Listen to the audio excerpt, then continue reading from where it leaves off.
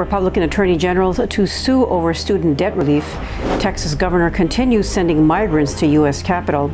U.S. judge says 9/11 victims not entitled to Afghan bank assets. Pakistan floods affect 33 million people as national emergency declared with at least 1,000 dead. How a bar became a shelter for Muslim migrants in Mexico. And Canadian hockey player thought to be first Muslim to win Stanley Cup.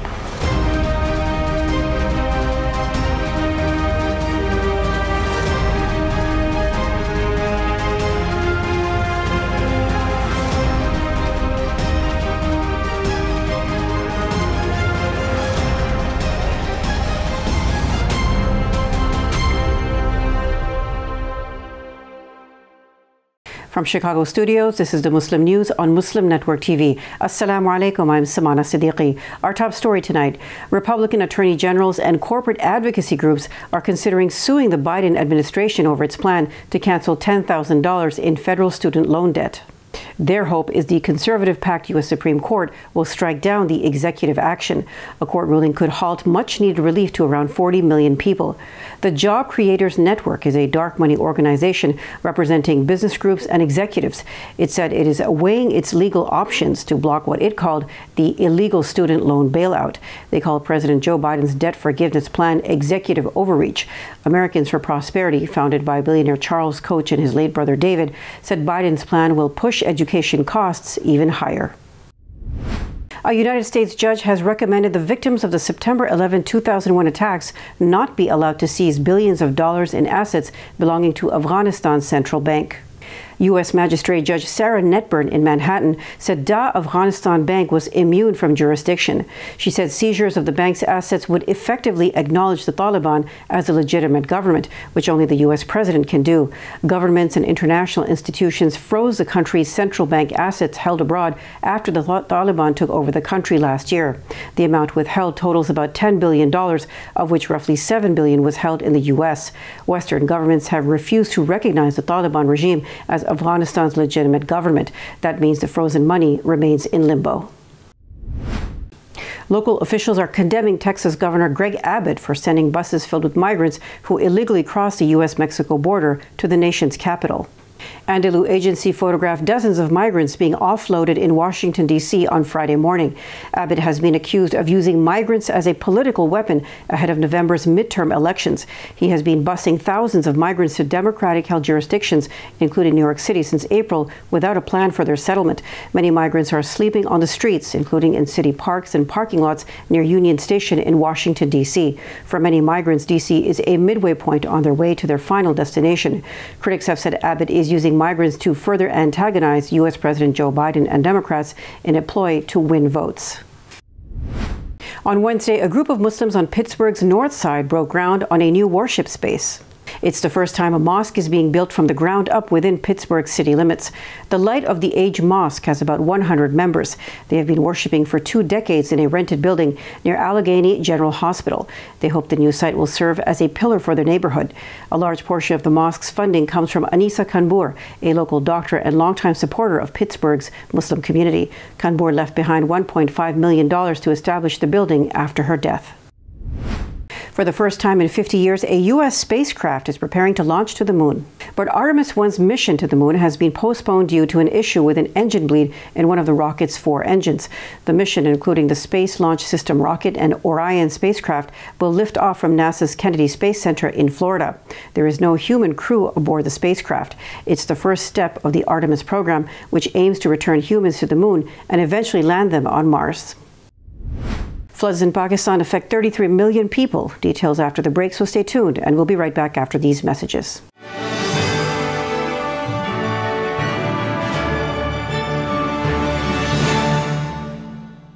A free 3-minute online chat can give you the personalized tips you need to start boosting your retirement savings today. I am what hunger looks like in America. If I could be you, and you could be me, for just 1 hour. If we could find a way to get inside each other's minds. Walk a mile in my shoes. Walk a mile in my shoes. Well, before you abuse, criticize and accuse, walk a mile in my shoes. There are 16 million children struggling with hunger in America. That's 1 in 5 daughters, sons, neighbors, and classmates who don't know where their next meal is coming from. Yet billions of pounds of good food go to waste every year. It's time we do something about it. Feeding America is a nationwide network of food banks that helps provide meals to millions of kids and families in need. Visit feedingamerica.org to help them feed even more. Together, we can solve hunger. Together, we're feeding America. Despite the development of a COVID-19 vaccine, millions around the world will not have access. We need a vaccine that's free and available to everyone, everywhere. It's time for a people's vaccine.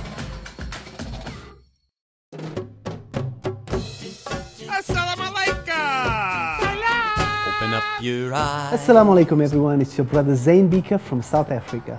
One of the first educational programs ever produced for Muslim children was the ever popular Adam's World series. The colorful and comical Muslim puppets stole the heart of a generation. Sound Vision will be releasing brand new episodes of Adam's World with the launch of a Adam's World app. Subscribers will enjoy new Adam's World episodes as they are released, as well as all the classic episodes of Adam's World. So visit adamsworldapp.com now to learn more, subscribe and enjoy new adventures of Adam and his friends. And let's keep helping tomorrow's Muslims today. Assalamu alaikum. It's Adam's World. Believe me, there's a lot to see. Bismillah. Let's explore. To stop this genocide, we need your help.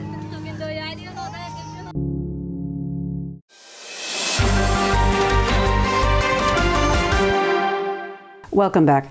In international news today, Pakistan has declared a national emergency as historic floods have affected 33 million people. The country's climate change minister, Sherry Rahman, called it a climate-induced humanitarian disaster of epic proportions. Since mid-June, flash floods and landslides across the South Asian nation have killed over 900 people and injured more than 1,300. Floods have destroyed more than 500,000 homes, according to the National Disaster Management Authority. Nearly 800,000 livestock have perished, and at least 1,900 miles of roads and 145 bridges have been wiped out. The devastation has also disrupted the supply of food and further driven up prices. On Thursday, the Syrian-British consortium published its investigation into the decade-old massacre of civilians in the town of Daraya, allegedly by the Syrian government and allied forces. The rights group's investigation found that from August 19 to 26, 2012, government forces killed at least 700 people, including women and children. They allegedly used indiscriminate shelling and mass executions. Daraya is a town just southwest of the Syrian capital, Damascus. It was a prominent center of the Syrian uprising against Bashar al-Assad in 2011. The town held mass protests against the regime and became widely recognized as a cornerstone of nonviolent resistance. Canadian star hockey player Nazem Kadri is believed to be the first Muslim on a Stanley Cup winning team. Kadri returned to his hometown of London, Ontario on Saturday to celebrate the victory. The 31-year-old signaled his proud Muslim heritage by leading a parade that day from the London Mosque. In 2021, 4 members of a Muslim family were run down and killed by a half-ton truck in the city, an act police say was motivated by hate. Kadri was a member of the National Hockey League's Colorado Avalanche and helped his team win the cup.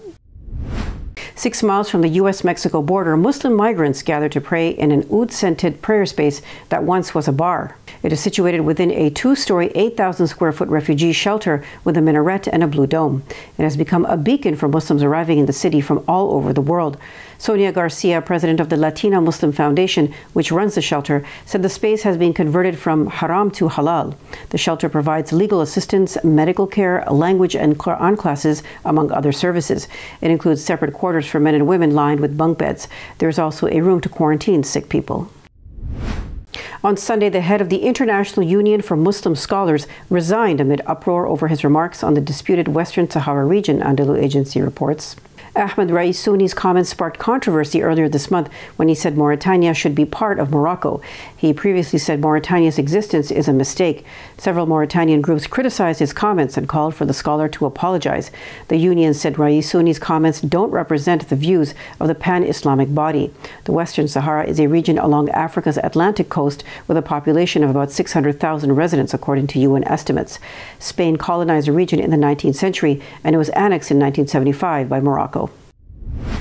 Mosques, schools, community centres, food banks and humanitarian groups in Canada operating as charities are being blackballed by major banks and online financial services, the Toronto Star reports. Muslim charities depend heavily on online payment processors to handle millions of donations. These transactions are handled by specific companies working mostly with nonprofits. 5 major Muslim organizations have effectively been dumped by their banks or online donation processors, according to the Star. Research by the University of Toronto and the National Council of Canadian Muslims has already shown that Muslim charities are unfairly scrutinized by the Canada Revenue Agency's Research and Analysis Division. That department monitors terrorism financing, mostly among Muslim groups. Coming up next after the break is our in-depth analysis segment, so stay tuned and we'll be right back after these messages.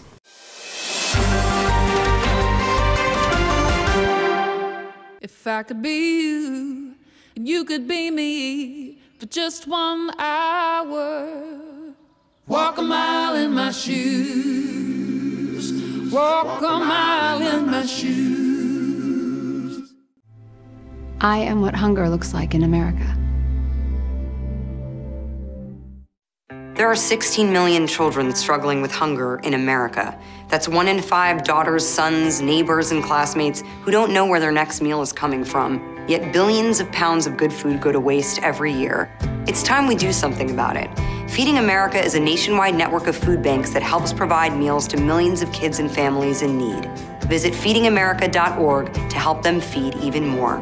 Together, we can solve hunger. Together, we're feeding America. I am what hunger looks like in America. I am an 8-year-old girl who's not excited for the last day of school. Because this may be the last time I'll have lunch. Till September. I am a single father of 2 who works 3 part-time jobs, and that's still not enough to put food on the table. I was created by artificial intelligence from faces of the 1 in 8 Americans who struggle with hunger. Feeding America, 200 food banks strong. Despite the development of a COVID-19 vaccine, millions around the world will not have access. We need a vaccine that's free and available to everyone, everywhere. It's time for a people's vaccine.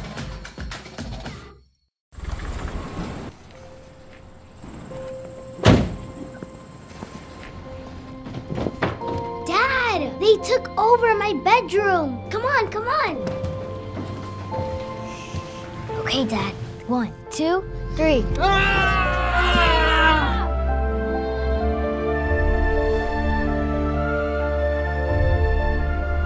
Dad!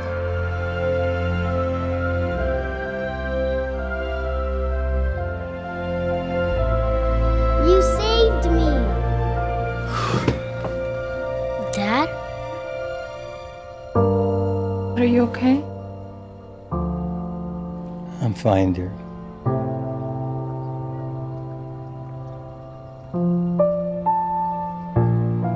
Your hero needs you now, and AARP is here to help. Find the care guides you need at aarp.org/caregiving. We are Justice for All.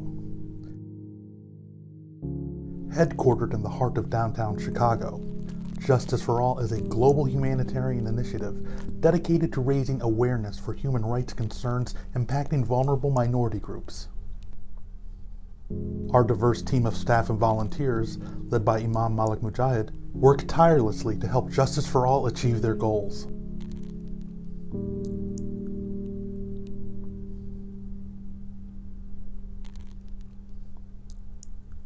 We promote policies that protect religious freedom, address the root causes of mass displacement, and recognize the plight of refugees and forced migrants. Together, we can continue to stand up for justice. Justice for all.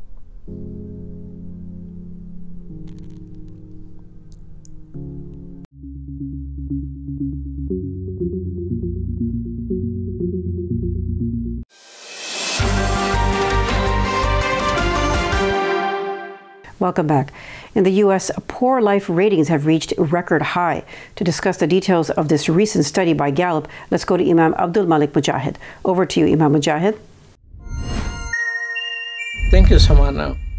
In the U.S., poor life ratings are reaching record high levels. We have with us Dan Witters, who serves as Research Director of Gallup National Health and Wellbeing Index. Welcome to Muslim Network TV. Thank you for having me. So share with us why suffering rating has climbed so high. Yeah, this is a new thing for us to see the U.S. adult population climb to this high of a rate. Gallup categorizes people in their life evaluation as either thriving, struggling, or suffering. It's based on how they rate two different questions that we ask them. Both are asking the respondent to think about an imaginary ladder with 10 rungs. Top rung is your best possible life, and your bottom rung is your worst possible life. Where's your life today on that ladder? And where do you think you're going to be 5 years from now? So current life satisfaction and anticipated life satisfaction 5 years down the road. If you're a 4 or lower in your response to both of those questions, we categorize suffering. It's hard to be suffering in the U.S. The U.S. typically hovers around 3% suffering over the years. We've been measuring this going back to the mid-2000s. We started it with large-scale measurement with the National Wellbeing Index in 2008. The U.S. has a much lower suffering rate than many other countries around the world, 3%. People who are suffering that get categorized in that group, they're in more dire straits financially. They're more likely to be uninsured. They carry a lot more stress, anger, and worry on any given day. They have poorer health. They also smoke more, and they don't eat as healthily as their counterparts who have better evaluations of their lives. So this is a different kind of group of people. They're also more likely to be unemployed. That suffering rate's only climbed above 4% for an extended period of time, like several months in a row, a couple of times over the years. It happened back during the Great Recession, for example, late 2008 on into 2009. We were up above 4%. This spring, in April, the U.S. hit 4.8% suffering, which was the highest we'd seen going back 14 years. That's 165 different measurements over that period of time. Then we get to July, and it jumps all the way up to 5.6%. So that was something that we'd never seen before. The reasons for it, to answer your question, thanks for hanging with me just to explain what suffering is as we think about it. I think it's varied. The national mood is poor right now. Sustained inflation hovering around 40-year highs has certainly taken a toll on people financially. So even though the labor market has remained very healthy, people are feeling like they have less money to spend, and that's mitigated a little bit over the course of the last month. Gas prices are coming down. Inflation's down to about 8.5% off of that 9.1% high. And we'll see if that kind of takes the edge off of the suffering percentage when we come back in a couple months and remeasure it. But right now, that's up there. You can never take the political pieces off the table either, I think. Right now, the U.S. is a tumultuous time for the U.S. The country feels very divided. There's a lot of anger going on in the population that's simmering up. Of course, the FBI executing that search warrant at Mar-a-Lago can be playing a role for some of those who are on the right that are supporters of Trump. And I think the Dobbs-Jackson ruling by the Supreme Court, which has effectively ended Roe versus Wade, has probably had a pretty deleterious effect on life ratings from those more on the center left who are in favor of abortion rights in the U.S. So I think that those are probably the primary things that have fed into this. And overall, we've seen that number now climb to the highest that we've ever seen. And again, this goes back 14 years, over 165 measurements. It's very statistically significant, and it's very meaningfully large. How do you compare it with Europeans? How are they feeling at this moment? Well, in Europe, we're awaiting our 2022 estimates. That comes via the World Poll, and so we kind of will spread out that measurement over the course of the year. And then in early next year, we'll kind of pull the curtain back and we'll reveal global numbers. The U.S. with our peer nations is fairly comparable. We keep pretty low suffering percentages. You'll find lower elsewhere. You find much higher in areas that are in the midst of conflict. So now you start talking about Eastern Europe. Forget about Central Asia, Afghanistan. You're always going to find high suffering levels there. But now you look at Ukraine, you look at Poland, right next door, other neighboring countries. We'll wait and see the effects of the war on the suffering level of those countries, but it's almost a certainty that they'll be very high given the forced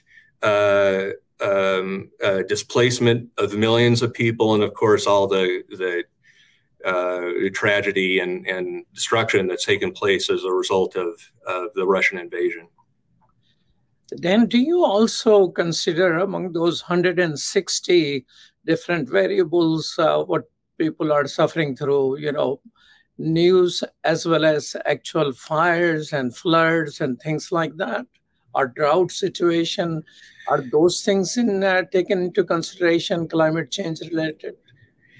It's possible. The effects of climate change are undeniable.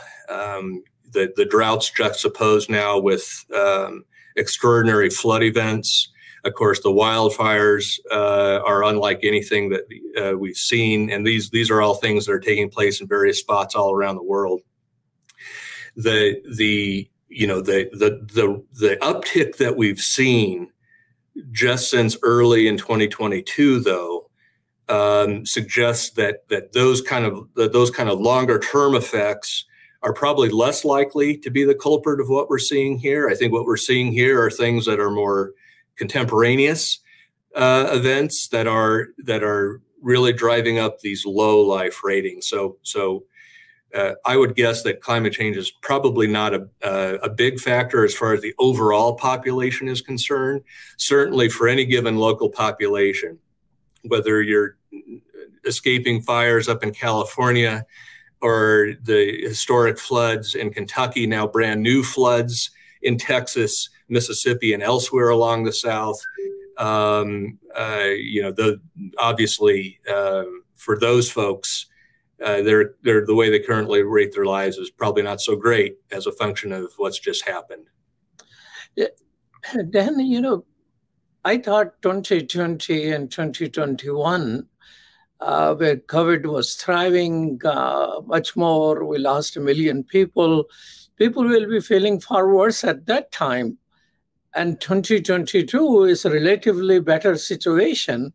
So it seems that COVID doesn't quite show up as increasing our feeling happy or better. Yep, that's a great observation. The thriving percentage, now with thriving, going back to our 2 ladder of life questions, that there you go, a 7 or higher, 7 through 10 for your current life, and an 8 or higher, and where you think your life's going to be in 5 years. That's how we categorize people as thriving. That has hovered kind of in the 50 to 55% range for most of the last 14 years that we've measured. If you go back to the Great Recession, go back to late 2008, we dropped down to about 46% thriving. That was the lowest we had ever measured. That was right after Lehman Bros and Washington Mutual both went bankrupt. Everyone saw their 401ks disappearing before their eyes. The labor market was hemorrhaging 500,000 jobs a month. We all remember that, or those of us who were around remember it. And it had the effect on thriving. It then kind of slowly recovered, had some ups and downs, as these things invariably do, but slowly recovered back up into the mid-50s by the end of the Obama era, kind of hung around there over the course of the Trump era, right up until the spring of 2020. And when we got up to the spring of 2020, of course, COVID found its way to America. And we went from the mid-50s in the fall of 2019 and then quickly plunged to 46% by the end of April of 2020. So for the, it was actually 46.4% down to the decimal point, which is how we like to report that percentage. And so for the second time ever, we hit that 46.4%. We'd only seen that one other time at the worst of the Great Recession. Since then, the thriving rate has moved up and down, kind of mercurially is the word that I tend to use with it. And that's a function of the economic shutdown, of course, the pandemic itself and all the social isolation, social distancing policies that we had in place, the masking, all of that really heavily influenced it. Fast forward to June of 2021, a little over a year ago. Now we're 6 months into the vaccine era. Daily cases had dropped to 10 to 15,000 a day of confirmed new cases on the 7-day rolling average. We hadn't seen it that low since very early on. The thriving rate got all the way up to 59%, actually hit an all-time record high amidst that optimism that we've turned the corner with the pandemic. Everything had reopened economically. Since that time, in the years since, it's kind of slowly but steadily come back down. In our most recent measurement in July, this is the same one where we hit that 5.6% suffering rate. Thriving is back down to 51.2. So it's shed 8 percentage points off of that high of 59 a year ago. And that's an 18-month low. So the thriving rate's moving around too. It wasn't a good month for the thriving rate, so that those life evaluations are getting squeezed on both sides. But I agree with you that while it's coming down, I think it's more about the inflation, maybe worries about the war in Eastern Europe, and then maybe concerns about things going on the ground politically inside of the U.S. are kind of throwing sand in the gears more so than the pandemic. I think the pandemic, as long as the economy stays open, that's all pretty baked in to those estimates now. People have acclimated to this pandemic. Most of us have shots in arms and boosters with intent to get a new vaccine this fall when the specialized vaccine for BA.4 and BA.5 becomes available. That's going to be within the next month, looks like. And so you don't see COVID moving around those life evaluation numbers the way it did initially, where it had a really significant and profound effect on it. I think people are just more accustomed to it, to living with COVID now. It's not, I don't think it's a real big factor, certainly not like it used to be. Then how much of that, since you have so many events going and all that, events come to us through television and media, do you see any correlation? People who are watching more media are more depressed as compared to those who are enjoying life in the garden? I don't have a data-based answer for you. I think that I'll say this much, and that is that political identity matters when it comes to life evaluation. Historically, Republicans have better life evaluation than do Democrats. Independents are lower, but that can flip based upon national elections. So as soon as the other team's guy is out the door and my guy is in the door, my perspective on life improves. And we've seen that. We saw that with the transition from Bush 43 to Obama. And we've seen that from the transition from Obama to Trump, and we saw it again with the transition from Trump to Biden. That once the guy you voted for comes into office, the group that identifies with that party, their thriving rate goes up, and the group that doesn't, their thriving rate comes down. How that is intertwined with our chosen ways of consuming information. It undoubtedly is, just as a function of the networks that different tribes in this country tend to gravitate to. But it's not really something we've tried to, I think, explicitly measure. Well, thank you so much, Dan Witters with Gallup. Thank you. Back to you, Samana. Thank you. That's all from our Chicago studios tonight. Thank you for tuning in. You can find previous episodes and more on our YouTube or Facebook. For more content, keep watching Muslim Network TV or visit muslimnetwork.tv. Salam and good night.